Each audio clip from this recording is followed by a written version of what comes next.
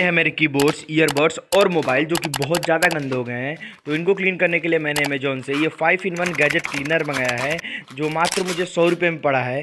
तो चलो इसकी अनबॉक्सिंग करता हूँ। उससे पहले अगर आप चैनल पर नए हो तो वीडियो को लाइक करके यूट्यूब को सब्सक्राइब जरूर कर देना। सबसे पहले मैंने इसको कीबोर्ड पे ट्राई किया और इसने कीबोर्ड को काफ़ी अच्छे से साफ़ किया। प्लस मैंने इसको अपने ईयरबड्स के कोने की सफाई भी की और इसने अच्छे से साफ़ कर दिया।